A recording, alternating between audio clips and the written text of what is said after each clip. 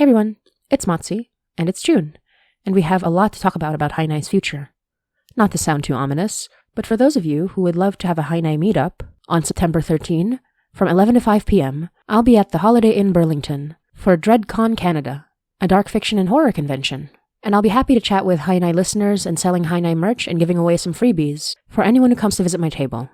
I'm taking suggestions for what merch you'd like to see, and since it's not until September, you can plan ahead for the visit. Hope to see you there, and thank you so much for continuing to support Hainai. And if you want to support Hainai in other ways, you can join our Patreon. Patrons at the $10 tier and above get complete bonus episodes every month, both scripted and unscripted. So it's definitely worth joining up, and it's the best way to support our show. But if you can't subscribe at $10, you can still subscribe at $3 and $5 every month, and get early access to episodes, as well as some bonus audio, video, and art. Head on over to patreon.com/HainaiPod. Thanks so much. Maraming salamat. Hey guys, it's Motzie. Just letting you know that there are still 13 slots for the Winter Market art and sticker sheet delivery. Just a reminder that this is a limited run print, which means we're not reprinting it, so this is the last time you can get your hands on this print. I'm also including some adorable handwritten messages for some of these. Some people asked for some doodles, which is really great. It's been really fun doodling Mary and Donner and all that. So if you still want some Hainai art, stickers, and a little doodle or a little message, hand-drawn or handwritten by me, go to coffee.com/HainaiPod/shop and pre-order the art print and sticker sheet today. It also comes with a digital thank you card. We'd like to give a special shout-out to the following people for making this episode and the rest of Act 3 possible. Louis, Malaya, Reg, Daniel Athern, Osterkim, Vanna, Finch, Dr. Dan Venning, Sleepless Berry, Court, Rogue Canoe, John and Muna, Sadie, Zay the Great, Elliot Kane, and Trident.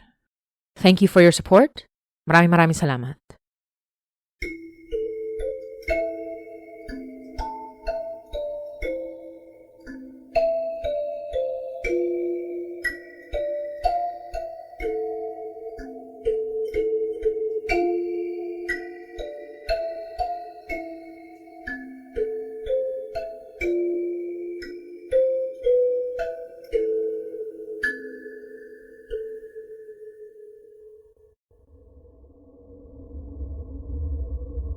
You're listening to Hainai by Motzie Dapul. The Young Man, a Hainai short story, Part 2.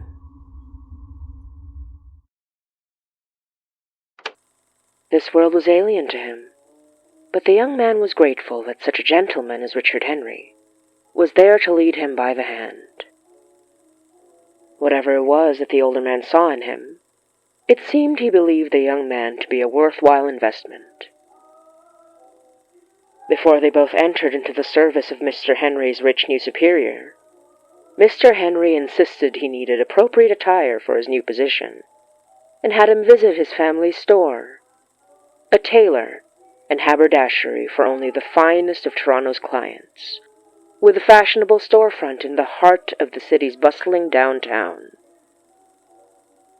It was hardly something the young man could afford, but Mr. Henry insisted that it was an investment for both their futures, and this fine suit would be a gift and an advertisement. A fine model, he called him, handsome and youthful, and the young man was in awe of the result. It was not the finest suit in the shop, which appeared to service high-class clientele, even peerages, but it was far and away finer and more expensive than the young man had ever owned. While Mr. Henry silenced dissent on the matter of his fine suit, his uniform, as Mr. Henry dubbed it, the young man could not accept another of the man's gifts without a fuss. Elegant cufflinks, subtle, yet finely crafted. Mr. Henry dismissed his concerns about price once again, this time saying they were his own, and he no longer cared for them, and meant to throw them away. It was a lie, of course, but it was a lie he could not call out in polite company, and the young man found himself looking the part of an upper-class gentleman, long before his day working under one. It was more trust than he deserved, but Mr. Henry took the time to educate him on how to speak and act around men of wealth and power. He was a teacher and master both, and while the young man felt trepidation at the thought of meeting his master's master, he took Mr. Henry's teachings to heart and played the part of experienced apprentice perfectly. The first time they arrived at what looked to be an expansive downtown residence, he found himself walking through a hallway that passed a bustling parlor, hosting quite the gathering, and deeper in, a small and intimate den, where a familiar set of young aristocrats drank and smoked by a fireplace. One of them caught his eye as he passed, a black woman who seemed peer to the rich white crowd, whose hair was adorned with a golden bird, whose eyes had such depth that they stayed with him, even as she and her companions disappeared from his view. Finally, they arrived at what looked to be an office, but gave off the air of a kingly throne room. In the velvet, high-backed seat behind an imposing, carved wooden table sat a man whose presence filled the room, whose brow was furrowed in thought, and did not ease even as Mr. Henry announced himself and his trusted assistant. His master's master, he knew, was William C. Savard, a lord in all but name for his contributions to Toronto's ongoing infrastructure projects. He ran many operations from this very office, or his own grand estate, and needed extra minds and hands to manage this project he wished to engage alongside all his others. Without preamble, he asked Richard Henry what made him so confident that this green young man could keep up with demand, and Mr. Henry said that he needn't speak for a man whose actions could speak for him. Mr. Savard, though in his mind the young man called him Lord, told him they would start the real work tomorrow, but to file every name that had signed at the entrance and collect their dues before day's end. Mr. Henry assigned him to the den and told him to introduce himself to the three there, before joining him in the great hall, where the rest of the guests were mingling. It was another gift, the young man would realize later, when he stepped into the room. Subtle instruction to make connections, ingratiate himself with those Savard might count among peers. He knew who they were by this time, though they had never properly met. The young man from the dance hall, Jack, looked him up and down as he entered, though he did not quite seem to recognize him the same. "You're new," was his wry greeting, and the young man apologized for the intrusion and asked for their information to collect dues for those who'd signed at the door. He bowed his head slightly in deference, though not too low. "You are not so lonely as to grovel at the feet of wealthy men for scraps," echoed in his head, one of many instructions from his patron overseer. Jack pointed to the woman sitting next to him. "She's the only one paying today. We're just here for the drinks," he said, and the woman from before signed for her payment, examining him with subtler eyes than her brother. "It reflects well on you," she said, "Mr. Henry's approval. He has so little of it to give, and such disdain for men who are not useful." "I aim to repay his kindness tenfold," said the young man, and Jack laughed, arm wrapped round his companion, a pale, light-haired youth with icy eyes who looked startlingly familiar, now that the young man had come face to face with his powerful father. "Kindness and Mr. Henry are like water and oil. Good on you for being useful. The man's favorite word, though I'm sure we're keeping you from being useful with our chatter. Go on, but find us again when you're done. I'd love to hear what you did to earn such a cold man's trust."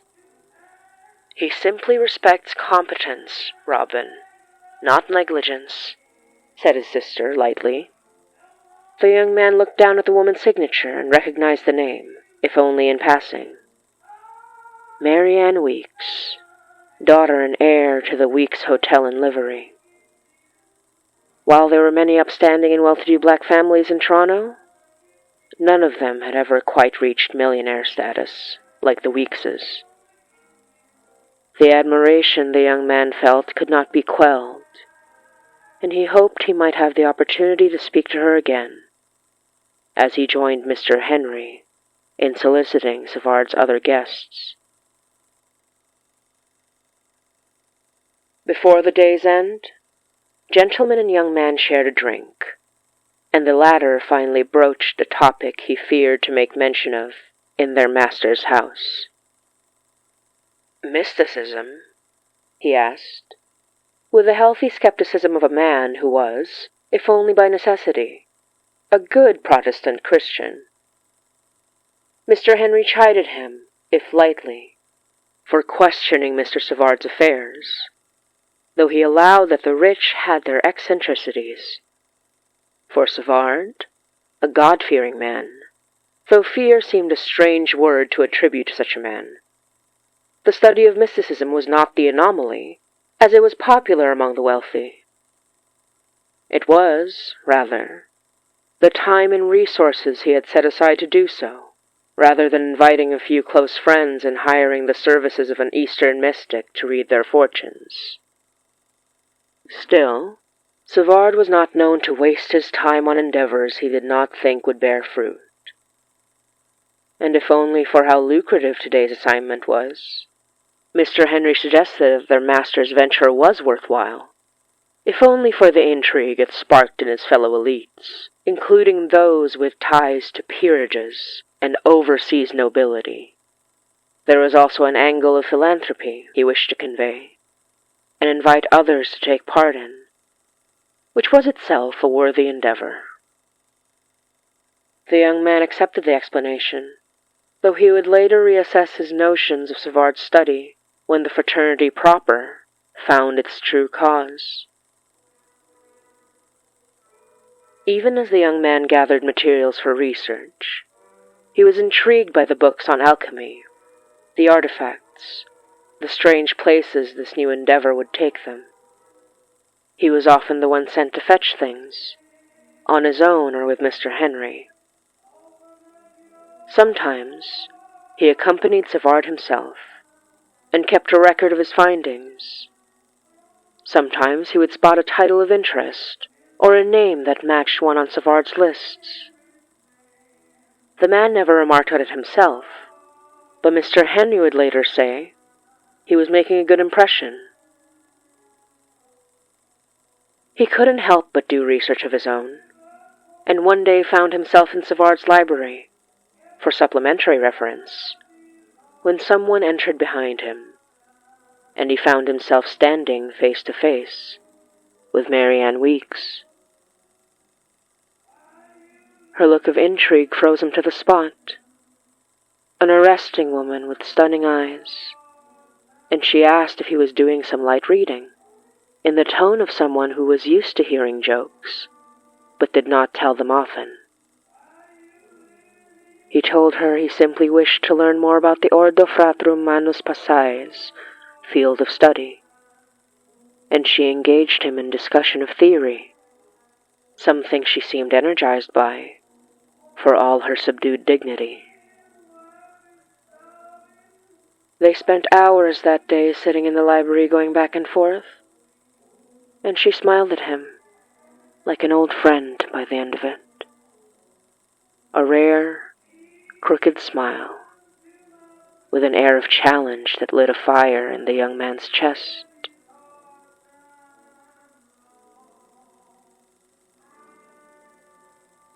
Through his research, he saw a recurring theme across magics of many cultures. Sacrifice. Blood spilled, spirits, and the soul. The symbols might have differed, the rituals might have varied, but in the end, the sacrifice seemed key. There had to be sacrifice, of one's own self or of others, of animals or people, to ensure a blessing from gods or spirits or forces beyond the humankind. He brought this to Marianne, and she brought this and him to Savard. It was the first time the young man saw their leader smile. His eyes lit up with inspiration, gears turning in his head as he read through the notes the young man committed to paper, and the materials he referenced alongside. Brilliant, Savard called him, and the young man felt a warmth in his chest that he had never truly felt before. Ever so briefly, he remembered a night when he was young, when his own blood beat him for looking down on him, and he felt ever more heartened by the path he was on now, and the man he stood before. "You are brilliant, young man. That is a mind we must cultivate." And he left him with that, and a warm hand clasping his shoulder like a father. It was a warmth that stayed with him for a long time, as well as Marianne's own pride, and an approving, crooked smile, an affection reserved only for him. While he'd often been summoned at odd hours, it was a strange night indeed when the young man was to keep the members of Savard's Ordo occupied past midnight, as the man himself departed.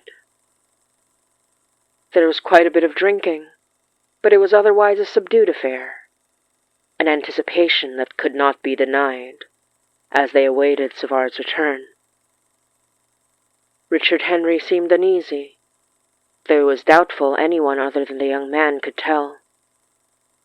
He kept checking his timepiece, standing by the front hall, and he refused the drink the young man brought him.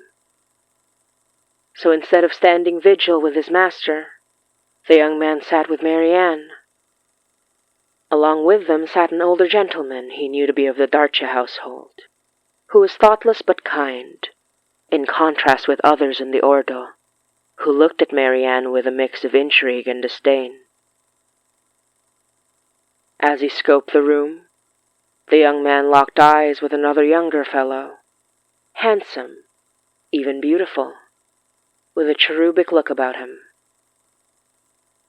It took the young man a moment to recall that this was the Langford brother, for he bore no resemblance to the family. Langford gave him a lazy salute with his drink, and he returned it with a subdued nod. Thanks to Manfred Darche, he and Marianne did not seem so separate from the rest. And yet, such was this gathering, that there were dozens in attendance, and it was nigh impossible for everyone to know each other. The only one who had any reason to were Richard Henry and the young man, and even he did not recognize every member in attendance, many of whom were latecomers, and would need to pay their dues another day. All activity ebbed away when the heavy front door signaled their leader's return. Despite the silence, one could not ignore how loud the room's anticipation was as Savard walked in, and behind him, a stumbling vagrant, subdued by magic or mundane means. Servants withdrew the great carpet that was laid in the middle of the hall, revealing symbols the young man recognized from their studies. He, Marianne, Savard, they were perhaps the only ones who understood what it meant, unless others had followed in their research. And yet, all seemed excited for the outcome. The weight of this moment was lost on them. The young man looked to Marianne, who looked soberly on, giving him a reassuring glance as she stood, walking forward to join Savard in his preparations. All present were asked to bring small items of their possession, as many as they could carry. Some had gathered things they could carry in hand or pocket, while others brought even bigger things that were carried in by servants. They were all of some value, and placed in their own circles outside the gathering of members. These members' names were entered and taken down, and the young man knew Savard kept them so that they could be written into the spell. When it began, and power gathered in that place, the young man could hear the crowd cooing in intrigue as a great energy filled the room.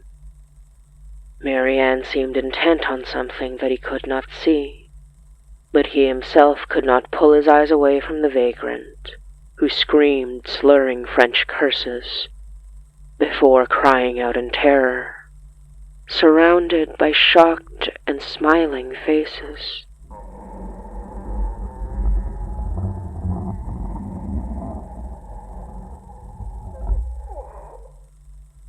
The moment that life left his eyes in a deafening rumble, the young man had to look away. He could not bear looking at what he knew was happening behind him, moving away through the crowd until he was free of the press of bodies. But on his next breath, he felt it, like something had changed. He looked down at himself, at his wrinkled suit. He felt down his body, as though he could touch what was different. Startled was he to feel a hand on his shoulder, and he looked at Richard Henry's unmoving calm, catching his breath as he did. "He asked for your name," said Richard Henry. "He thought it fair. I paid your dues and mine. You are the same as them, not apart. Better than them, for this could not have happened without you." As Richard Henry's deft hands smoothed the front of his suit and replaced all that was misplaced, the young man felt dread instead of reassurance at his words. Later, Marianne found him nursing a drink, away and alone, in the library he found so comforting. She asked what it was that disturbed him so, and he asked why she did not think that what happened was disturbing. She sighed, sitting by him, touching his hand and squeezing it. The comfort was much needed, and he allowed his shoulders to rest. "There is so much horror in the world, which is why we must make it better," she said, in her knowing, soothing voice. "For the greater good, we must make sacrifices. It is what we have both found, the answer that we have sought. And it's because of you that we're able to do more for them than any man.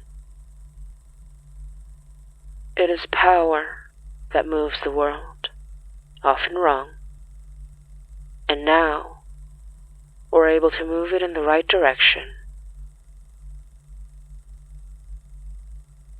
That was a thought more comforting than anything he could have come up with on his own.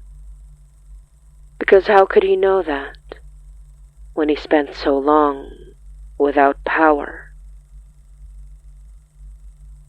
Such was the power of Marianne's words, that with every passing day, the horror of that night melted away, leaving only comfort,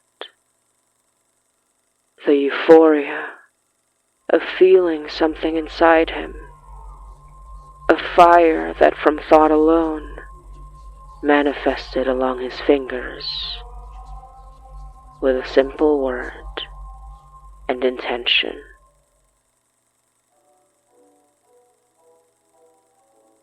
More so was the comfort bolstered when Savard called him to his side and thanked him for his service, told him that he was to lead them in research alongside Marianne, that he had proven trustworthy and wise beyond his years, as she was, and that his vision was what was needed to see this order thrive. His doubts could be discarded then, his fears forgotten to nightmares, for they had no place in the daytime. He was now, by Savard's own word, one of them, his power equal to theirs, or greater, should he apply himself. He would not waste it, and strive to serve the greater good, as Marianne had imparted. And if his nightmares sometimes returned the image of a desperate, dying man, well, he could do just as he did back then. He could simply look away.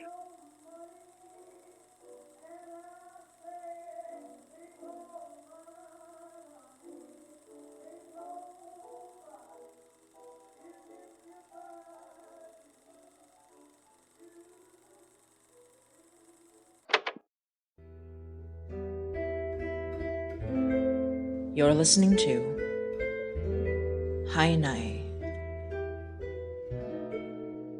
by Motzie Dapul.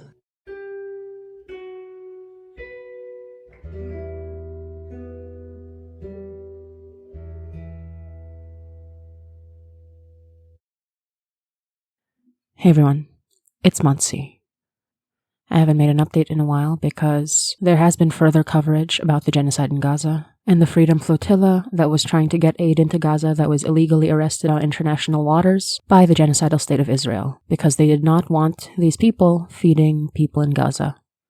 Meanwhile, Israeli soldiers are shooting and killing dozens of Palestinians seeking aid. They are starving the population and preventing children from getting medical attention. Anyone who denies this is a genocide denier, and worse, one who wishes for this genocide to continue. One of the ways you can help people in Palestine right now is donating eSIMs. The eSIMs link is included in every episode of Hainai, where you can either directly donate an eSIM or donate through the disability activists on the Chuffed link. That will do it on your behalf. If you are not already aware of what's happening in Gaza, the genocide Israel is committing, as well as all the people that it's illegally arresting or attacking or preventing from sending aid, you've been living under a rock, and I hope that you learn to be more aware of the world that you're living in. And to everyone who has been engaging in activism to aid the people of Palestine, thank you. Maraming salamat. And as I say every time, be careful. Ingat. Hey everyone, this is Motzie, creator of the Hainai podcast. Hainai is a podcast produced by myself, Yoi Halago, and Alyssa Jimenez, and co-created by Reg Helly, and licensed under Creative Commons Attribution Non-Commercial Share-alike 4.0 International License. This episode was co-produced by Jesse Goodsell, and written and directed by myself. If you'd like to chat with other listeners when episodes go live, we do a live premiere 3 times a month, on Sundays at 9 p.m. EST or Toronto time, on our YouTube channel, youtube.com/HainaiPod. To help support the production of Hainai, you can subscribe to our Patreon, patreon.com/HainaiPod. You'll get to listen to episodes ad-free and get to be part of our early access program, where episodes are released 3 days early on Thursday at 9 p.m. EST or Toronto time. You can also get bonus audio, art, video, and much more.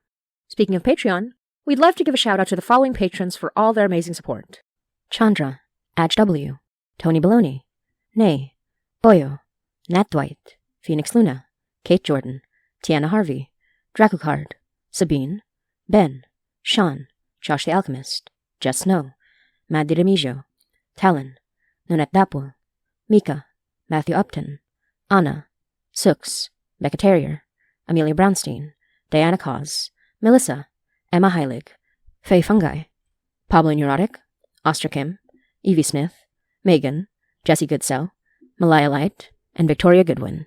If you can't subscribe monthly, you also have the option to buy us some milk tea on Ko-fi, ko-fi.com/HinaiPod, HINAYPOD. You can even buy ad-free episodes over there if you purchase our Hainai album, which has the ad-free, credits-free version of our episodes from Act 1 and 2. You also get this album for free as a patron. Check out our website, Hinaipod.com, for more news and updates. And don't forget to follow us on all socials, on Twitter, Tumblr, Instagram, Facebook, and now Blue Sky. Hainai is available on Acast and wherever you listen to podcasts. We hope you enjoy our Act 3 episodes. And as always, thank you, we love you, and hanggang sa muli.